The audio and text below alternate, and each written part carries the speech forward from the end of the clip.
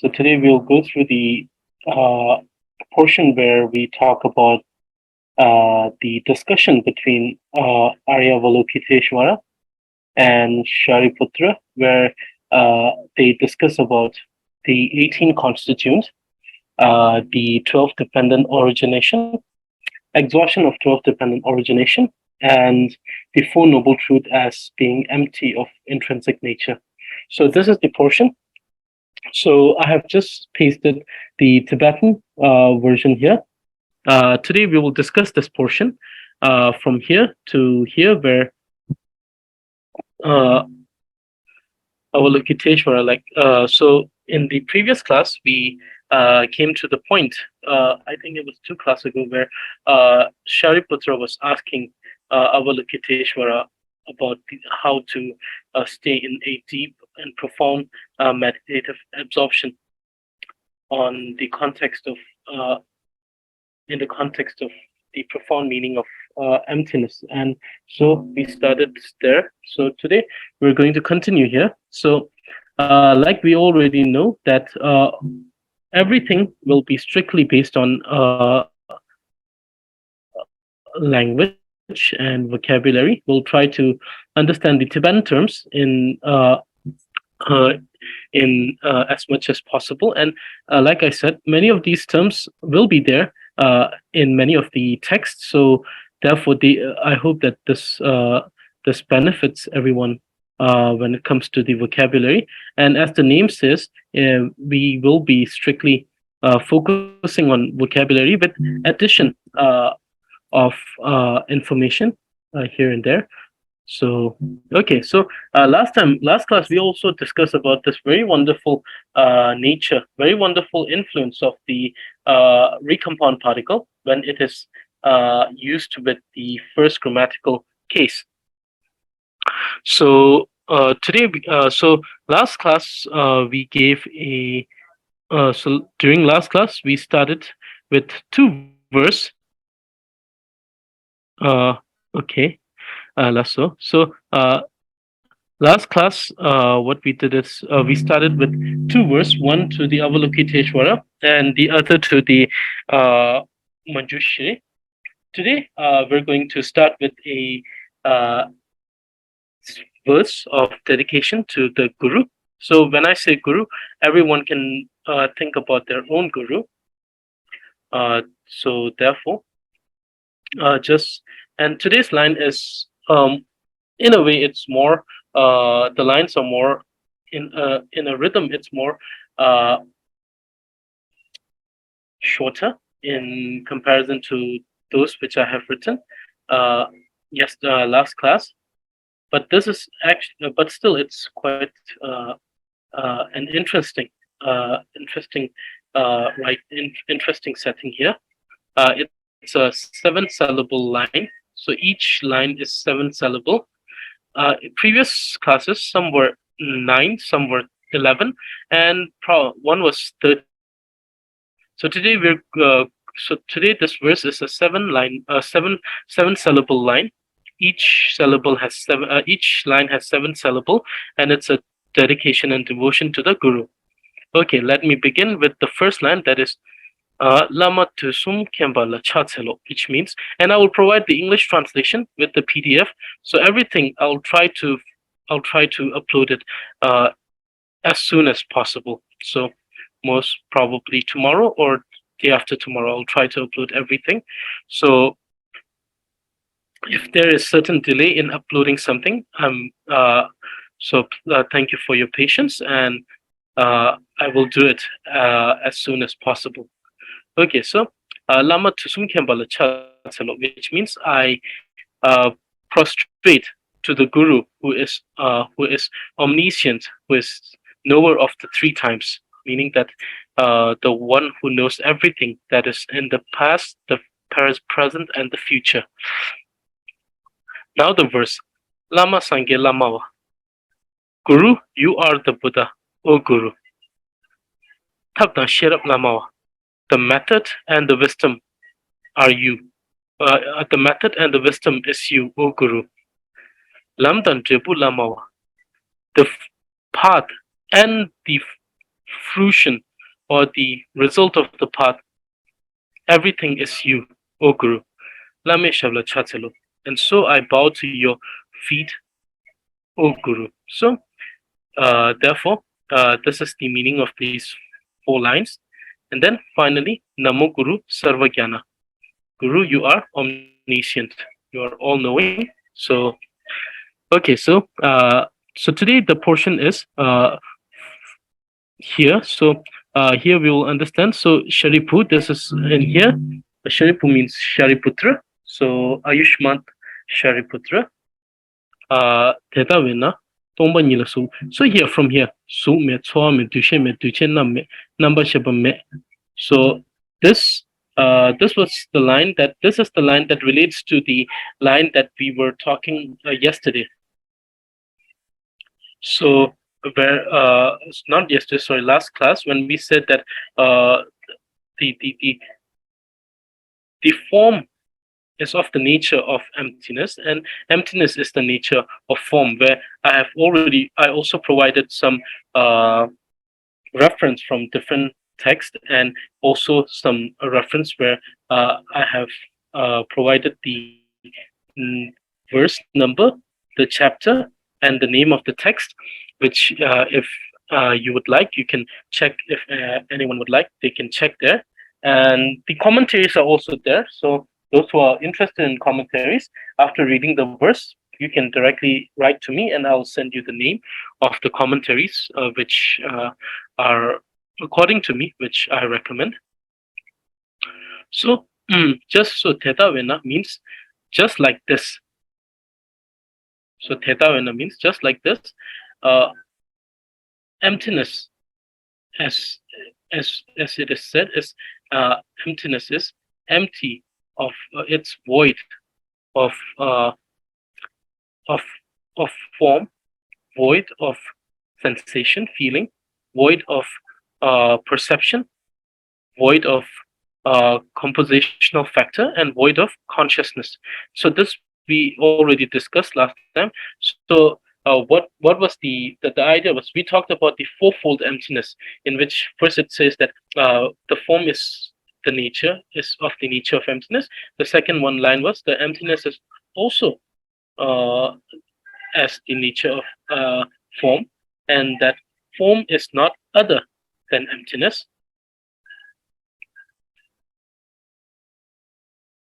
So we talked about that line where we also talk. So that line, which is form, is also not other than emptiness. So and emptiness is also not other than form. So there the line, this 4 line are known as fourfold emptiness. So like we discussed in last class, you can substitute the word form with the word feeling, soa, perception, duche, compositional factor, duche, and consciousness, number shepa. And then you can analyze the fourfold emptiness for all of the 5 aggregates. So the term was pancha skanda. So the 5 skandhas. In Tibetan, it is pungbonga. So pungbo is skanda, aggregates. Sometimes some translation, especially the translation by Konze, he has used the term heap, which is also used there, and which is also referred in the dictionary of Jeffrey Hopkins. And but the term aggregate is also used there for pungbo and skanda. So 5 aggregates: pungbonga, pancha, skanda. Pancha means 5. In Hindi, it's panch. So 5 aggregates. So all of these 5 aggregates can be analyzed. So as we saw in that particular 4-line verse, where it can be analyzed in the fourfold emptiness, which also strongly inclines towards the understanding of emptiness in terms of the dependent origination.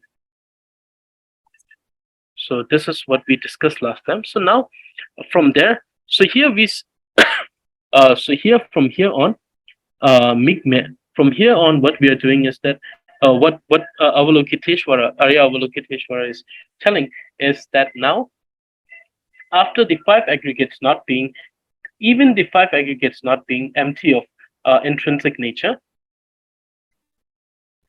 this is done because we already discussed in last few class that this is done because during the time of the first turning of wheel, uh, and according to the philosophy of Vibhashika school, we talk about the five aggregates being the character bearer of the self. And so now in the second turning of wheel, the in the second turning of wheel, it's stating that even those five aggregates, which were considered to be the character bearer of the self, are empty of intrinsic nature. So empty of innate nature. So similarly, the five skandha, which here is stated. Now, today we will continue this, and now after the mentioning of the five skandha, now we're going to talk about the 18 constituents. So, kam jubge. So, first word here is kam jubge, which is the 18th constituent, as you can see. So, ashta dasa dhatu. Dhatu meaning constituents. In some translation, it is translated as element. In the translation by Jeffrey Hopkins, it is translated in English as constituents. So Ashtadasa Dhatu. And this Sanskrit translation, it comes from the dictionary of it comes from the Sanskrit English dictionary by Hopkins, and also by Lok Chandrasekhar dictionary of Sanskrit and English, and also a term that you can see from Mahayana Sutra Lankara, the Lankara Sutra. So there also you can see this word used for the uh, 18 constituent. So kam jibge, kam meaning constituents, also translated in other dictionary. Some of these other dictionary, some of these are also from the glossary of 84,000, where they have translated it as elements. But in the Jeffrey Hopkins dictionary, it's translated as constituents. And Tribke 18. So, so this is something, just an addition. Some may be interested because we can definitely see that the writing itself pronounced as choge. Then what is the reason why I'm saying chupke? This is because of the rules of the spoken language, where if we have a prefix letter here, what we can do, and if the syllable that precedes this syllable doesn't have a suffix letter, we can take this as the suffix for this and pronounce it as chop. Because now we have pa here, so it becomes chop and ge, chop ge. Or you can pronounce it as choge, whichever is better. So, so Ashta Dasa, which means 18, Dhatu means come or constituent. Okay, so so there are 18 of these constituents. So I haven't written here, but these are, the first one is the sixth constituent, which is the constituent of reliance, which is of the six six senses, out of which five are senses of form. One is the sense of faculty of form. Rest are faculty of one is faculty of mind, so six, and then there is the sixth object for the basis of these six reliance. So the for the base for the as a basis of observation for the next six, which is the six elements of the consciousness of this reliant senses. So in total, there are 18 of them, 666, and all 18 of them are stated here, but not in writing, but they have stated the first one and the last one. For the 12 constituent, first 12 constituents, the reliant, the sixth sense constituent of reliance, out of which we have the five constituent of form, so five form faculty and one mental faculty, which we have here stated. After that, the object of the consciousness of these mental faculties are also stated here, the six, and then finally here we see the consciousness of these faculties here.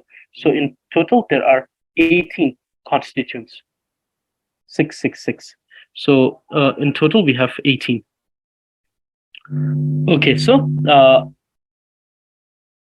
here we see from the first, we see the first five, 1, 2, 3, 4, 5 are the form, are the physical faculty. These are the physical faculty, and this is the mind faculty or the mental faculty.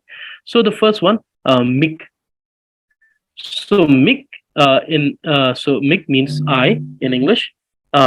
So in Sanskrit it's chashu. So you see here, so chashu, which means the eye faculty, the eye, and then it's stated mig me. Me is a negation, which in both writing and in meaning is the non-affirming negation. So there are two types of negation: the affirming negation and the non-affirming negation. This is the non-affirming negation because it is the cessation. It is the mere cessation of something. Therefore, it is a non-affirming negation. So mig me means the first of these first of these senses, this reliant constituent, the I is void, empty of intrinsic nature. So like we already discussed a few classes ago, the negation should be understood. So negation should be understood as non-affirming negation, but in the context of the intrinsic nature, because of the concepts that we had already discussed during the previous class about the recompound particle used with the first grammatical case. We talked that we already discussed that it has a very beautiful influence over the statement. What it does is that not only does it conclusion of a narration, but what it does is that it takes the nature of one of the stated, and then what it does is that it pervades that very nature over the second phenomena. So that is what we discussed. So this is the same here. So all of this is the void or negation of the intrinsic nature, because very first line told us that the very first line from where we begin, where Avalokiteshvara was saying that form is emptiness and emptiness is form. So in that very line where we said su tongba ho, tongba ni so so. So ho and so are both recompound particle, and suk and tongba are both naming words, and therefore this particular phrase, that is tongba ho and suk so, becomes the usage of the first grammatical case, and so individualizing the meaning, as well as the inferential understanding was that it's the pervasing of the nature over the second phenomena. So therefore, from that very line, which is of the first two line of the fourfold emptiness, we already understood that negation merely means the negation of the nature, that is independent nature, that is intrinsic nature, and not the negation of the object itself as being not non-existent, because then it will be inclined towards one of the extremes, which is the eternalism and nihilism. So it will fall towards the idea of nihilism. So therefore, so me here is both written and in understanding of negation, This is a negation that is negation not by inference, but negation by writing. So in negation, even when we talk about negation in the grammatical concept, there are two type of negation: negation which is inferred, and negation which is written.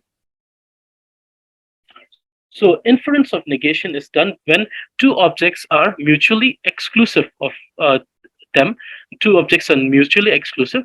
So in those cases, the statement of one object is the automatic negation of the other object without needing to use the negative particle, which here we have done. So negation particle is not necessary there. So therefore, for example, these two, hot and cold, are mutually exclusive, and they cannot be at one place. They cannot exist as one place at a one time. So therefore, when we say hot, it already negates the idea of cold at that very moment. But in that kind of statement, negation is the type of negation in which the negation is not stated with the particle, but the negation is inferential. So this we're discussing in the concept of grammar. And then the other type of negation, the one that I said before about the affirming and non-affirming, that was in philosophy, but this one is in grammar. So this type of negation in which we have the negation particle, these type are the ones in which we have the particle of negation stated there. That negation is not inferential, but negation is done by writing it down. So here we see that it's directly written. Okay, so make means the negation of I, constituent. Okay, now we have the second one, which is nawa. Nawa, which means shotra. Shotra, as we see here, which means ear. So so nawa, shotra, ear. The second sense faculty. So nawa, negation of this shotra or ear or nawa. Nawa. So those of you who are also interested in pronunciation, this should be pronounced with a more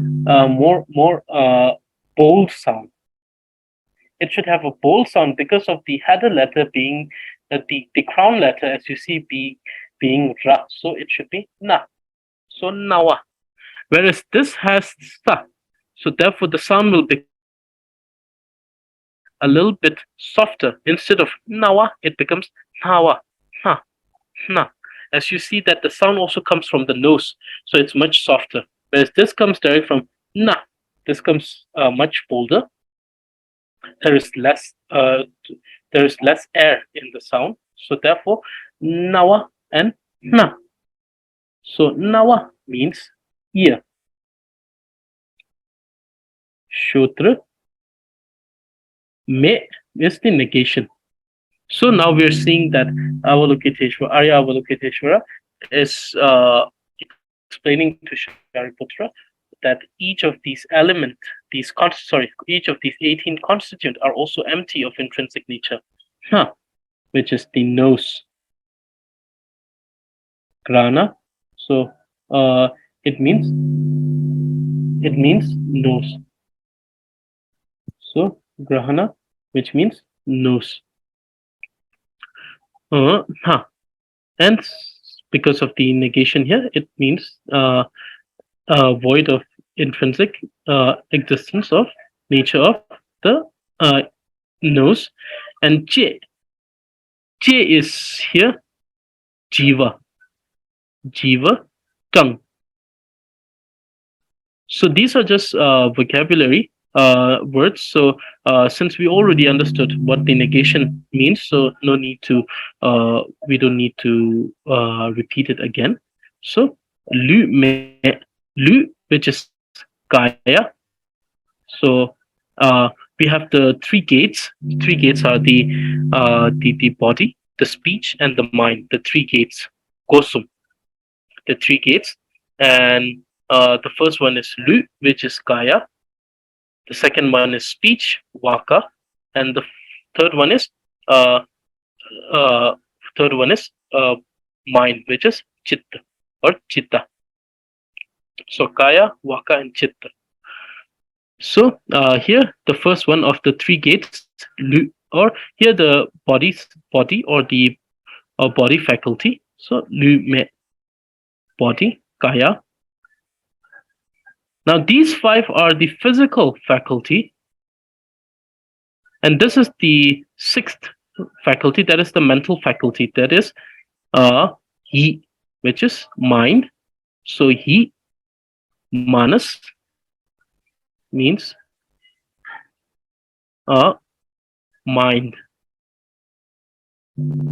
So he. So these five are out of the six reliance faculty. These five are the physical faculties, and this is the mental faculty. So the first six faculty are here. Mik, nawa, tha, che, lu, hi, chaksho, shotra, grana, grahana, jiva, kaya, manas, eye, ear, nose, tongue, body, and mind. So these six. So now we move to the next six next six constituent, which is the object for the consciousness of the faculty. So the first one is the sukh, which means form. Sukh, rupam, which rupa, here it's rupam, one of the faculty, rupam, form. And like we discussed, there are two types of form. One is the color, the second one is the shape. Ip, khado, ip means shape, khado means color. So rupam. So the first one of these faculty, which is the form, is negated here. Da. So this, which is the object for the of the eye consciousness, the form. The second one, which is da. So the pronunciation is da.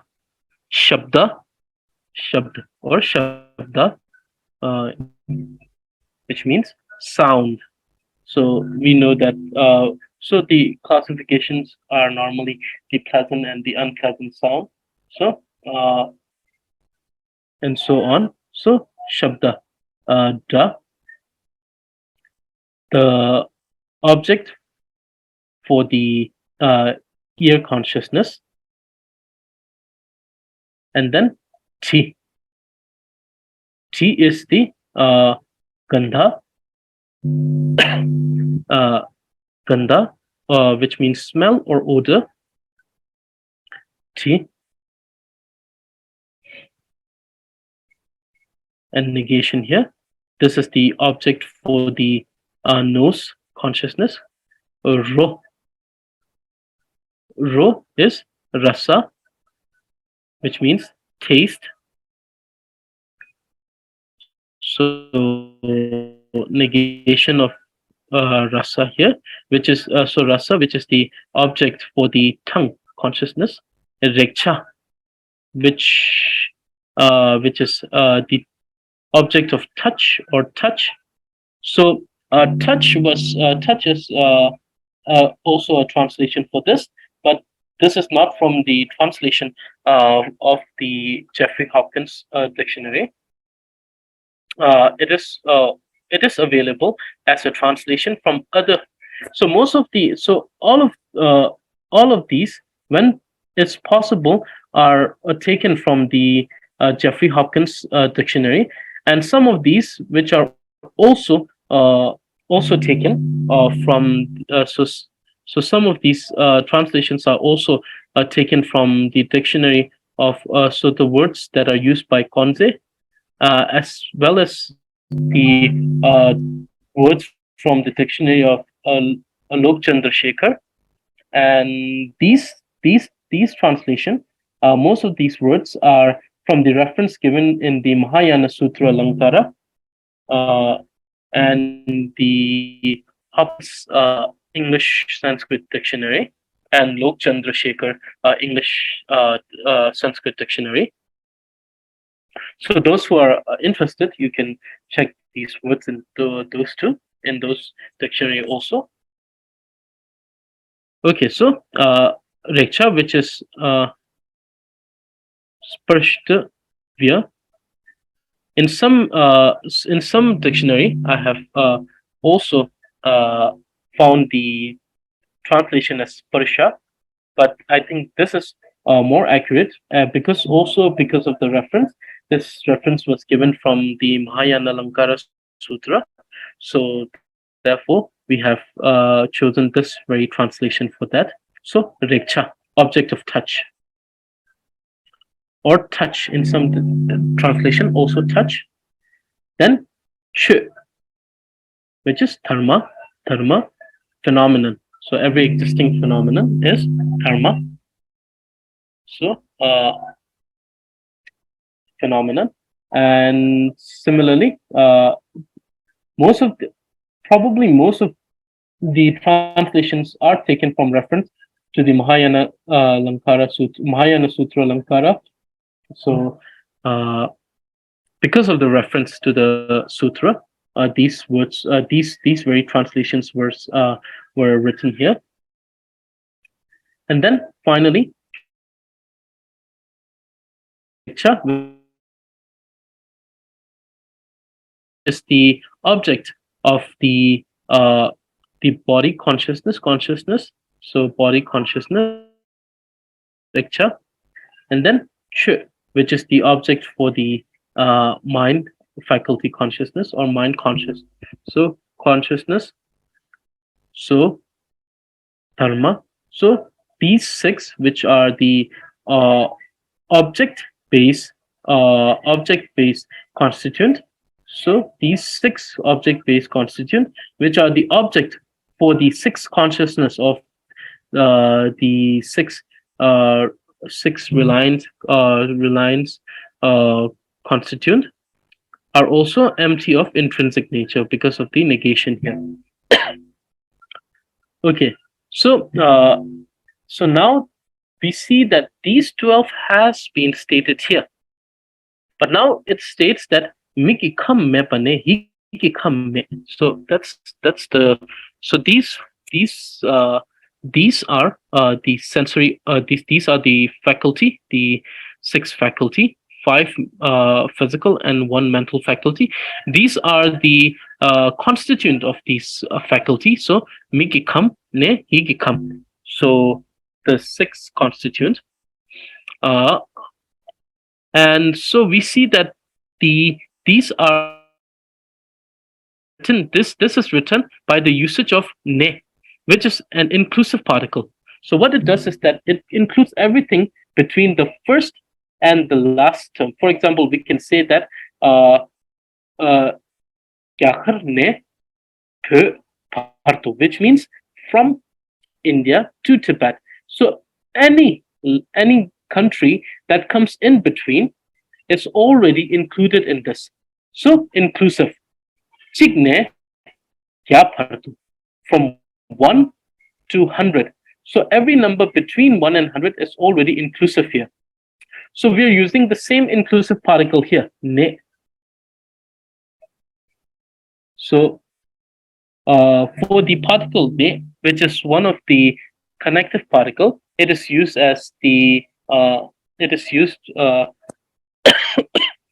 to show inclusiveness, to show the origin of something, to state as a conformational particle or emphasis particle. So therefore, because of the usage of this inclusive particle, ne, what has happened is that everything from the I constituent to the mind constituent, I sense constituent, sensory constituent, and mind sensory constituent, everything between these two, because there are 6 of these, so everything between these two is inclusive. And so these 6 constituents are stated here.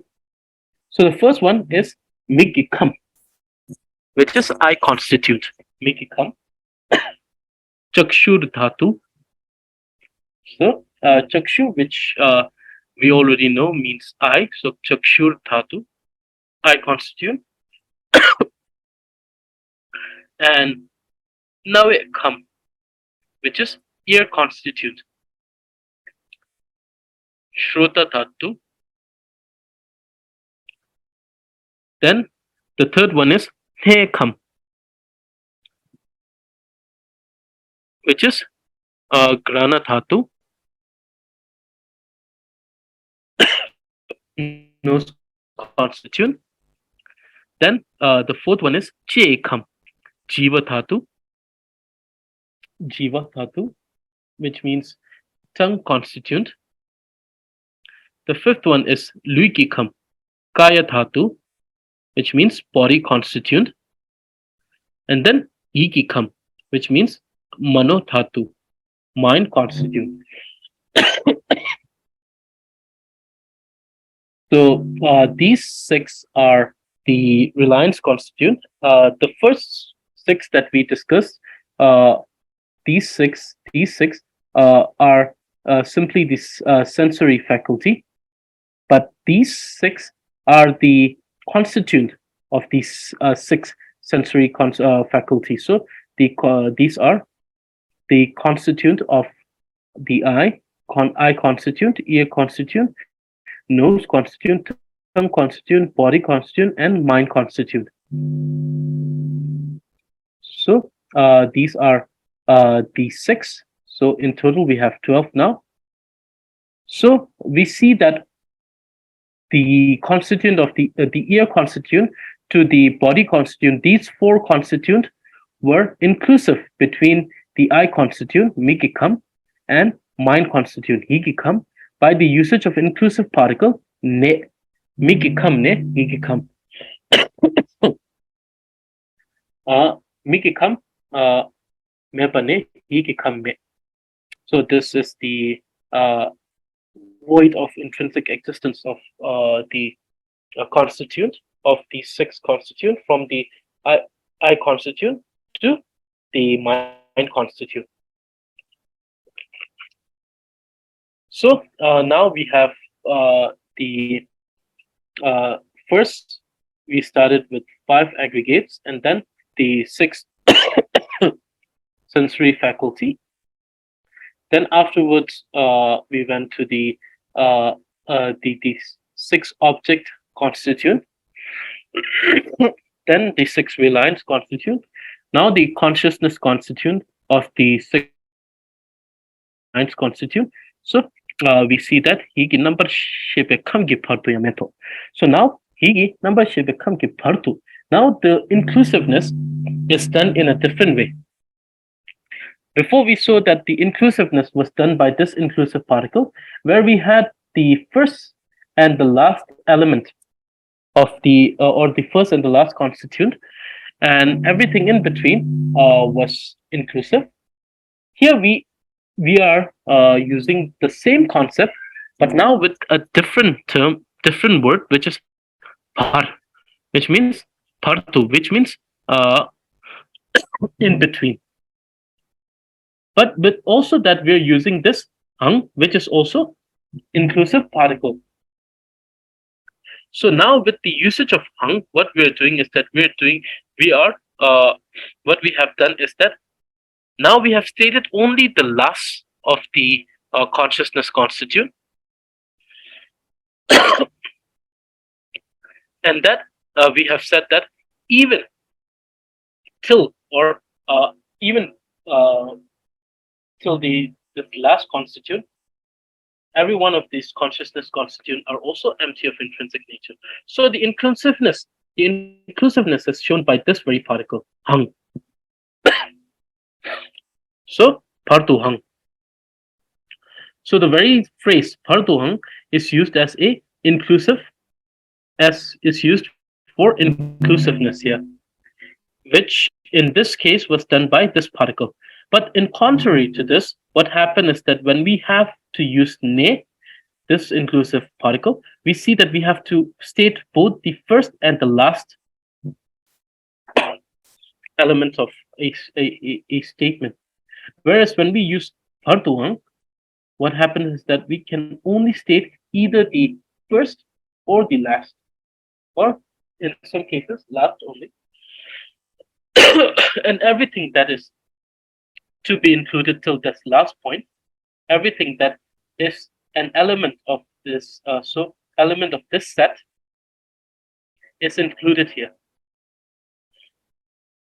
So we just state the last element, and everything prior to this of this particular set of information is included here. It's inclusive by the usage of this phrase, parduang. Also, everything in between or everything till here is empty. So everything till here, meaning till the last element, everything. So here we see that because of the inclusive particle, all of these all of the constituents are not stated individually. So when we talk about these, so the final one, so the first one is Migin number Shibekam, which is I consciousness constituent. Chakshur Vijnana Tatu. Vijnana Tatu. So Chakshur, which means the eye, Vijnana, which means the Vijnana, which means the consciousness, and Dhatu means constituent. So I consciousness constitute Migin number Shibekam. Now the second one is Nawe number Shibekam. Shruta Vijnana Dhatu. So ear consciousness constitute. Shrutra, which means the ear, Vijnana, which is the consciousness, and Dhatu, which is the constituent. Hey, number shepe come. Grana, Vijnana, Dhatu. So nose consciousness constituent. Grana, which means which refers to the nose, and Vijnana, which is the consciousness, and Dhatu, which is the constituent. Che number shepe come. Jiva Vijnana Dhatu. So tongue consciousness constituent.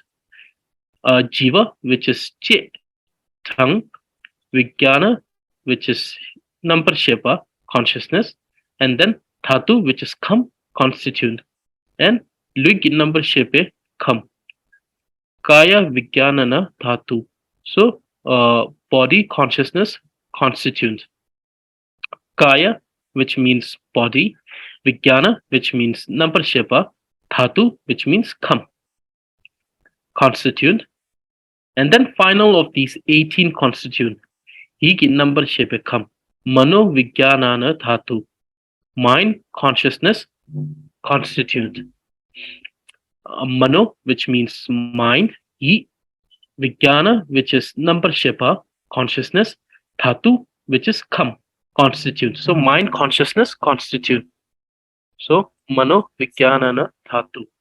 So in total, we have the 18 constituent starting from the object constituent.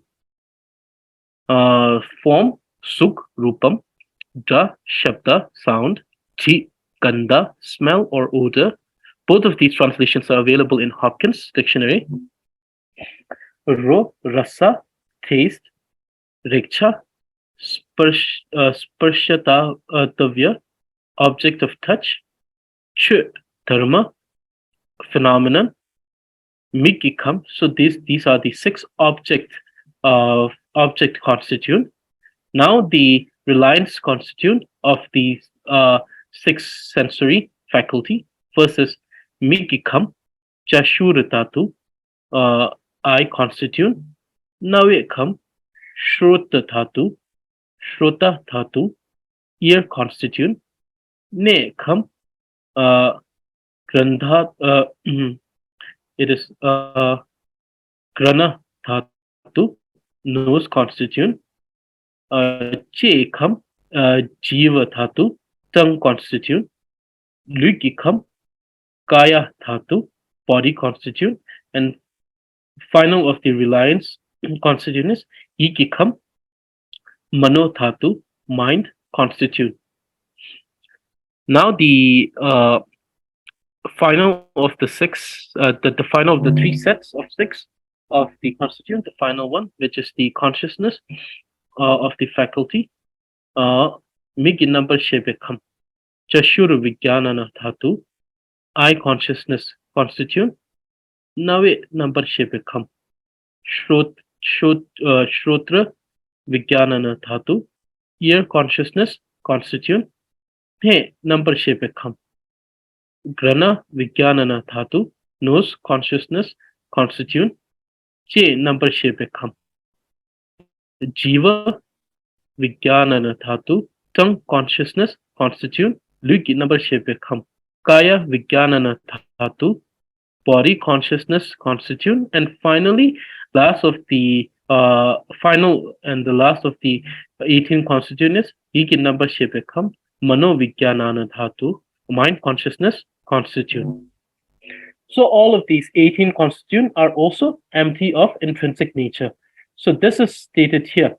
As we see, it starts from here. So so till this point, the first six of the object constituent are stated to be empty of intrinsic nature with the negation here. And this tho, now this is tho is used here, but we see that me is not a name, but a word, and not only a word, it is a connecting particle. So here tho will not be used similar to the way it is used in the fourfold emptiness, the verse of the fourfold emptiness. But here it only functions as an indicator that till this point, everything is a single narration till this point. So it indicates the end of a narration. And now from here, we are starting the next portion.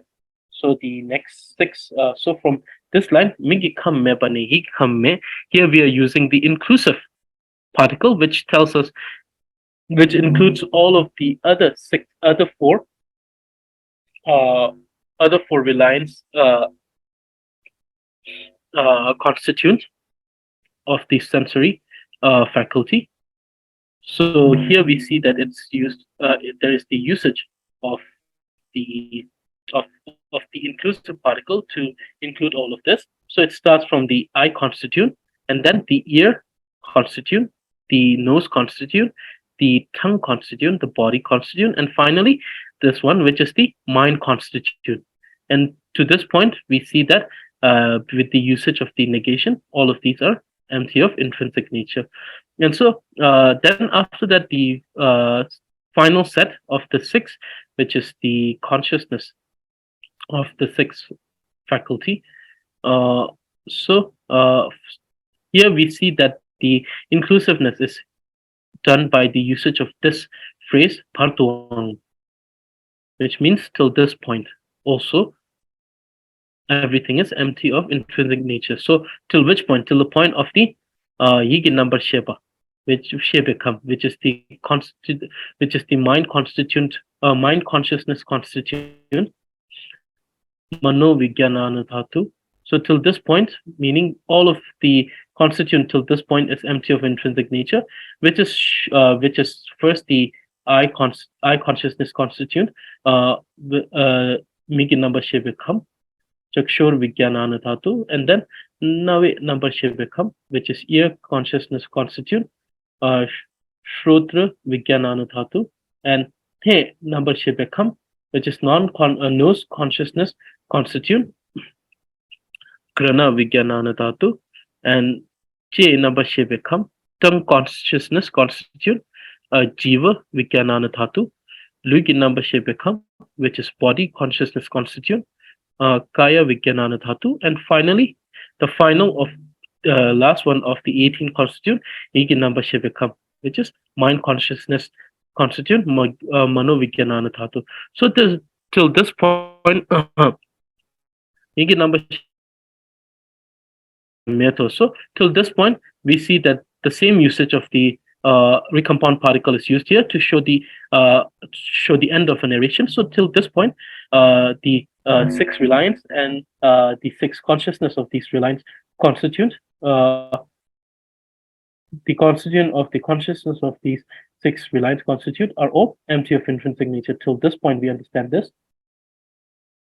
Now, from this point, what we are going to so from this point, Arya Avalokiteshvara talked about the emptiness of the 12 empty of intrinsic nature of the 12 link dependent origination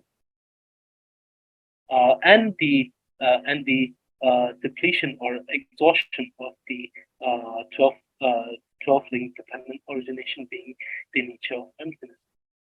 So this is done with this line. So first one is Marikpame, which is the first of the 12 link dependent origination, which we have here.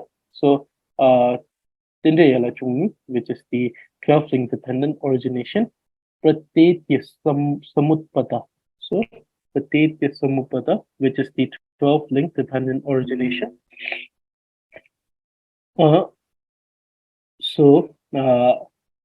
Dependent origination is the term Tendel, which is dependent origination, and Yela, which is the link, Chungi, which is the 12. So 12 link dependent origination. So Tendel means dependent origination. Okay, so yes, Samutpada, and these 12 are first one is Marikpa, which is avidya, ignorance, which is the first of the 12 link dependent origination. So this is also the progression of how it goes. So from here we only see that the first one of the 12 dependent origination, which is the ignorance, avidya, and the depletion or exhaustion of this avidya, cessation, was also empty of intrinsic nature. And then we see ne, which we already encountered here. Now this is inclusive. Inclusive from what? Inclusive from the ignorance to the aging and dying, kashi, which is aging and dying. So everything in between. So there are 10 in between. All of these are also empty of intrinsic nature, and cessation of all of these are also empty of intrinsic nature, which is shown by this phrase, Bhardwa. So these 12. So first we start with Marikpa, which is avidya, ignorance.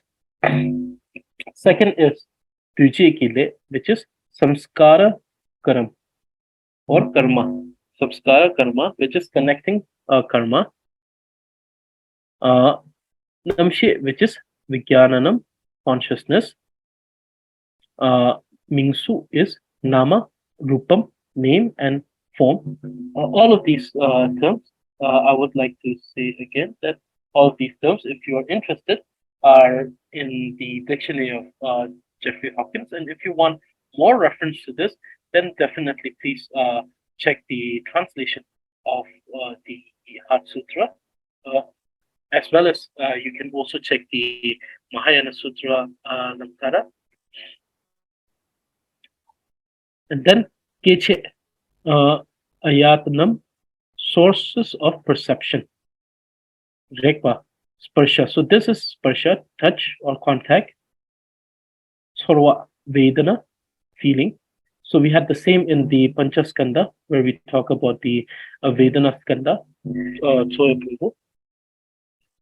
Then Seba, which is Trishna, craving. Lempa, Upadanam, grasping. Keva, Jati, birth. And finally, Kashi, Chara Maranam. Chara Maranam, which is aging and dying. So to this point, so this 12 is an entire. So going through all of these is an completion of an entire 12 link dependent origination. And so, if those of you who are interested, you can check the teaching given by His Holiness on these. So you can check those. And those who are interested and would like me to recommend teaching, definitely teaching by His Holiness. And those who are more familiar with Tibetan, definitely in Tibetan. If not, then you can also listen in English translation or any language which is available there, which is more accessible, more comprehensible to you. So, those of you who are interested and want me to recommend, I will recommend the teaching or audio on the 12 link dependent origination by either His Holiness or any other scholars from the from either of these six monasteries. Okay, so till this point, this is the 12 link dependent origination. Jara Maranam, so aging and dying. So these 12, so here with just this line, Mikikamme, Mikikamme, Mebane, and Mikikam Seba Mebane, Kashi me Kashi Seba Pato Meto. Just this three lines, it indicates the negation or void of the intrinsic nature of the 12 link dependent origination and the exhaustion of or completion of these link. So each link are not are empty of intrinsic void, and completion of each link is also empty of intrinsic existence. So we have to, which indicates that it is and ended till this point. So till this point, from Marikpa Me to the point where we talk about Gashisepa Pato Ameto, we understand that in this three lines, Arya Avalokiteshvara is talking about the void or this void or empty of intrinsic nature of dependent 12 link dependent origination and the completion of the 12 link dependent origination by each link and all together too. Okay, so Te Shinto, which means similar to that. Now we come to the point. Now this is the fourth portion of today's class. So now we're coming to the point where Arya Avalokiteshvara states that even the Four Noble Truths are also empty of intrinsic nature, that they are truth, but they too are truth which are arising dependently. So they're also not independently truth, meaning they are too not absolutely existing. So the first one of these Four Noble Truths, the Four Noble Truths, which are Pabit Dimba Shi. So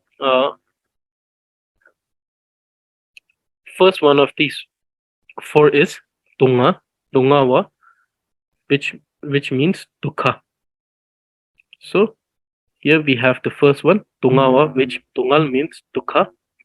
So in the translation, it is translated as suffering, but in one of the translations which I have read and also agree is that dukkha is not fully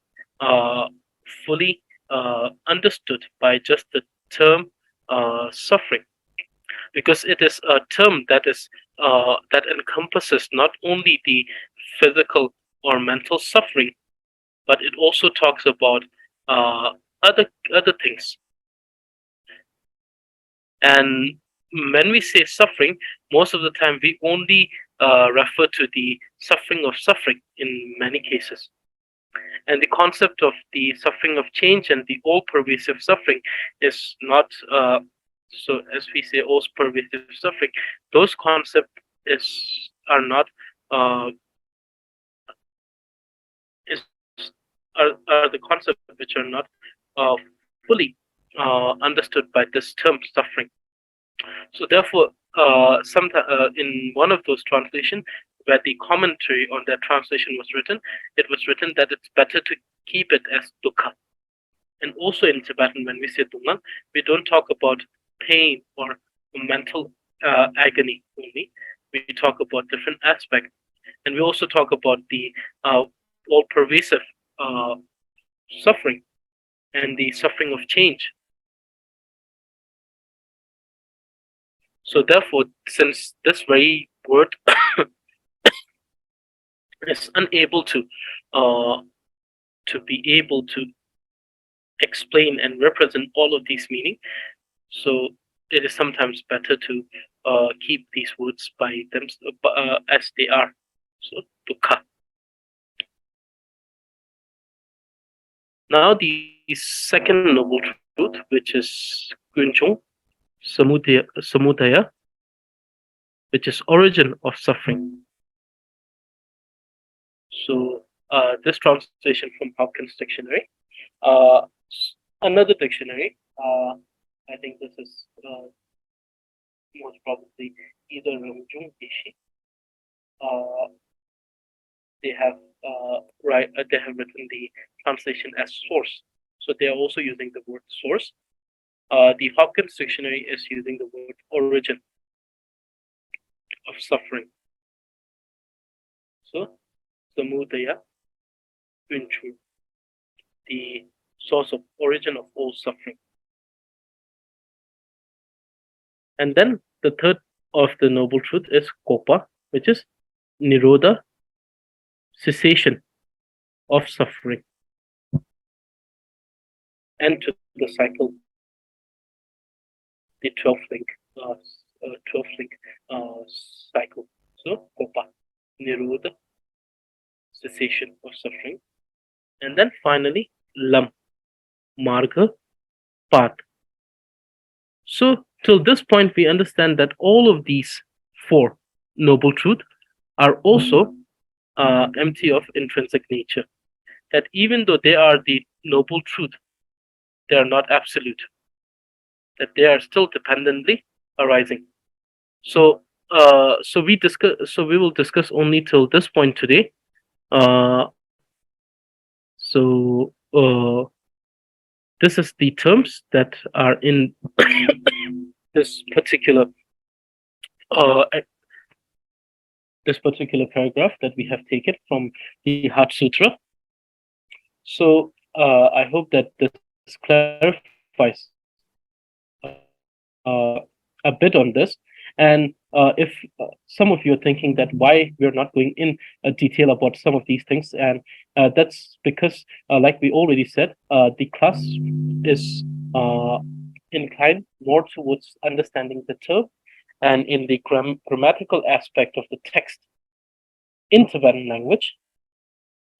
So instead of going in depth about these texts, so those who are interested, I can recommend you audios. I can recommend you commentaries. I can recommend different books. Different texts written by great scholars and commentaries written by great scholars. And like always, you can definitely check the teachings by His Holiness, which is definitely when it comes to these, definitely when it comes to explaining, is very more than enough explanation and most wonderfully explained.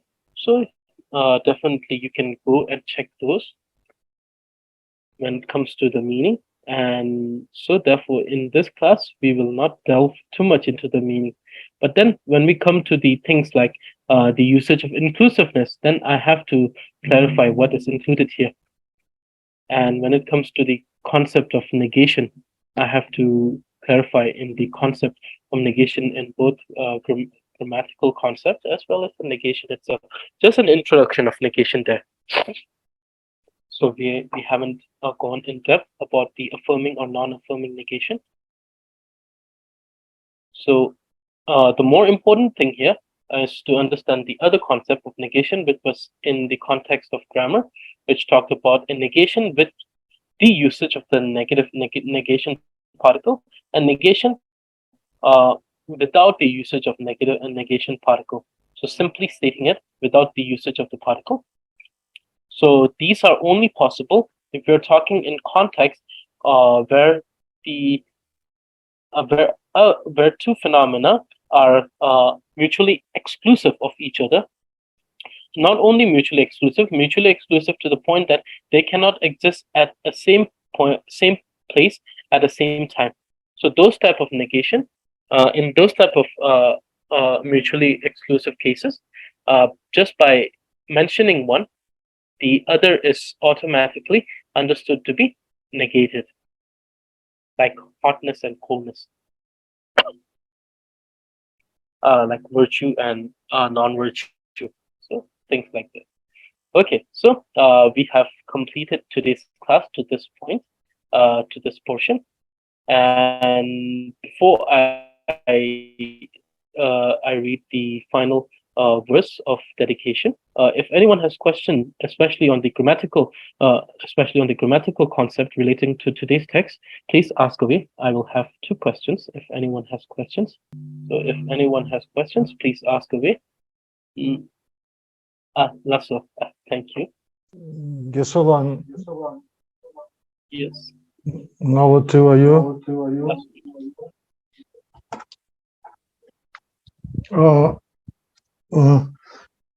Question about the word sadase and its Okay. meaning. You write that is kshaya at Sanskrit and deplete in English, yes. but I'm not so fluent in these languages. Can you explain a little bit this word, please? So you mean Thank you. Shaya, right? So Yes. I will explain the meaning of this particular language, and so I'll go more towards the in the text itself. You will find the word used there is shayo instead of shaya. It is used shayo. I think it has to do with more with the grammatical structuring in that particular line that requires the rules require it to be so. So deplete means so here I have used the word deplete, which means to become in a way it means to finish. But here the word deplete is used in a more a sense where something is there, like for example we see like an amount is there and then it gets less and less and less. So seba, but seba in Tibetan could be understood in two ways. One, definitely it means that if you have, like for example, if we can say that I had a bag full of fruit, and now it has depleted, it has finished. That is seba, which means, or we can say I had 10 liters of water, and from morning it has depleted, which means seba. But here the word seba has to be understood according to the context. So this is something which is which has been very, in a way, very a little bit problematic for many of those who are studying Tibetan, because some of the words they mean differently according to different contexts. And then, similar to English language, we also have nuances. So nuances becomes a very big problem. Some of the nuances has are deeply rooted in the original tradition. So even if someone is Tibetan, they may not understand it properly because it's something that is particularly rooted in a original tradition. But here, seba is the meaning of seba is not like that. It has two meanings. Yeah, seba. One is the to finish, to deplete, like things and goods and wealth or anything that depletes, that becomes less and less and less. Other is completion. Seva means completion. Like dzogpa. In Tibetan, we have the term dzogpa. So it's quite similar to that word. So here, ignorance. But here we are using it with ignorance, so it cannot be understood as completion. So it's understood as the link, completion of that link, meaning that the ignorance, it can be ignorance, self-grasping ignorance, or anything that brings us someone to the samsara. So therefore, in that case, completion of that link is something that one may understand from this very context.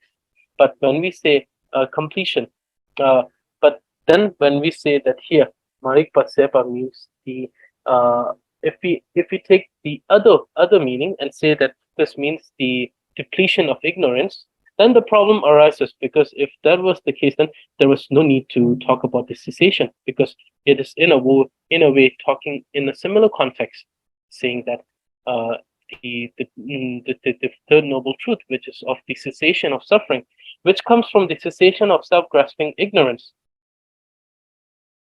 And by that, understanding the true nature of the phenomena,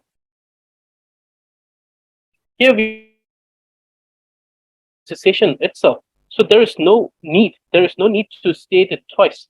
So therefore, Seba, in this case, instead of depletion, even though, because the reason why I have written depletion here is not to write it in the context of the sentence, but to write the very translation of that word which was given, which was given in the dictionary, because it means depleting in a sense. So the thing is that if we take that meaning for this sentence, then it becomes quite problematic, because then we see that in two contexts, it's saying the same thing. So why is there need to say two things, one thing twice? So therefore, in this case, therefore, we take as completion of the link. So when we say completion of link, meaning that someone has arised this ignorance, because of which there will be a connecting karma, which will spin this cycle of existence for someone. So thereby here, completion of a link.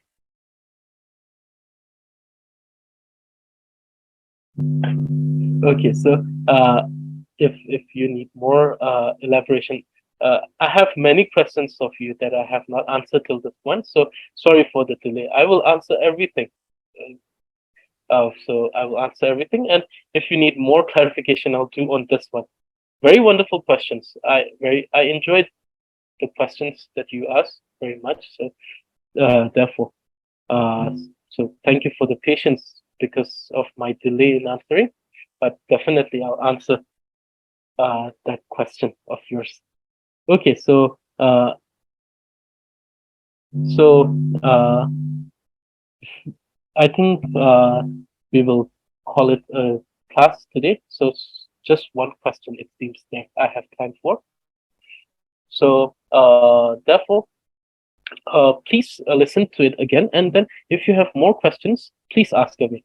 I always appreciate the questions which are asked, and I will try to answer them to the best of my ability.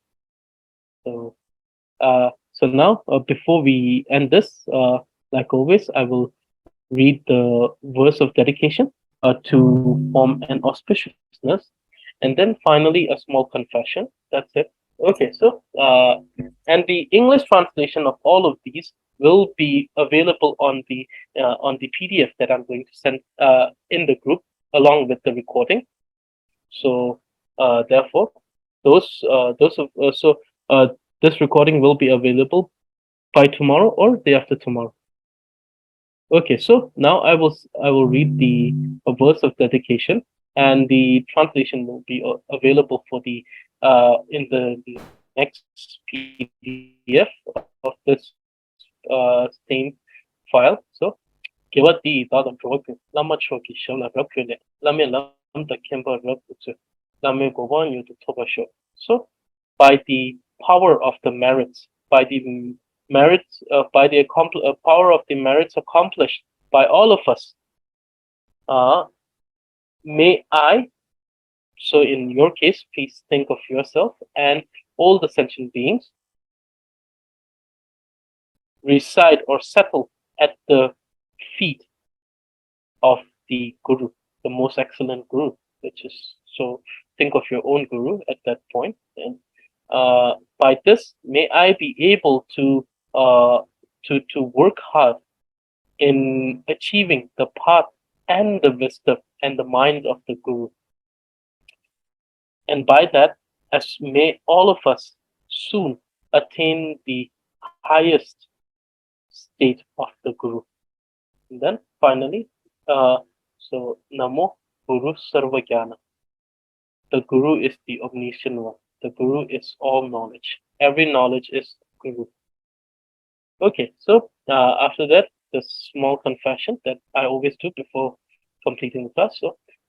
So I begin by apologizing to all the Tathagatas and Buddhas of the three time, and I apologize to the sentient beings for not being able to attain enlightenment and the delay in attaining the enlightenment. And then I apologize to all the Tathagatas, the sentient beings, and most importantly to you, my precious students, for delivering such a wonderful teaching in my most imperfect speech. And this is because of my incompetence in achieving the perfect speech. But I take this as my inspiration and motivation so that soon, without much delay, I will be able to attain that perfect speech to deliver and to improve and deliver the same teaching in or teachings of the same greatness in the perfect speech of the Buddha, and that may all of us, by the merit that we have accumulated and the blessing of Guru, who is always there upon all of us, attain the complete enlightenment and be able to teach every sentient being this wonderful teachings that is left for us. So, and then thank you very much to everyone who have great patience with me because of my incompetency. They have great patience to listen and contemplate on what I have said. So thank you for participating in today's class. I hope that this class was beneficial to every one of you. And those of you who are joining me for the Dharma vocabulary class, I will see you on Wednesday. Those who are joining me for the grammar class, I will see you tomorrow. And with that, for those grammar class, the materials are still not uploaded. There were some things that were that needed to be done in the past 2-3 days. So because of which there was a little delay, for which I thank you for your patience, and then I will upload it by today or tomorrow. Similar with this material, I'll make sure to upload it by today or tomorrow. And so I will see every one of you on tomorrow. So I'll see those who are joining me for grammar class tomorrow. Otherwise, I'll see the rest of you on Wednesday. So thank you for joining in, and Tashi Dile to everyone. Shining Jay Young Genla.